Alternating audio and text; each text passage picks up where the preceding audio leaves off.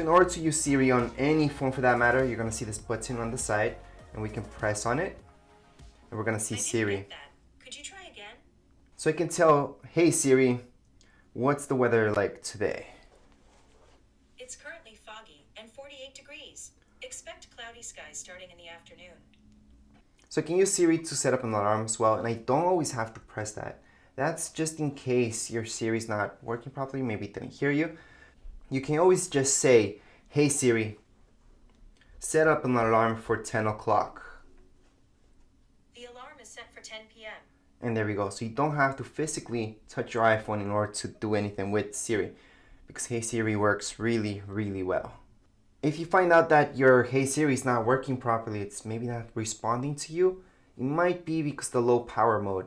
So if you put on low power mode, Hey Siri is not gonna work properly. So make sure to turn that off if you want it to work properly. I'm just gonna turn that off.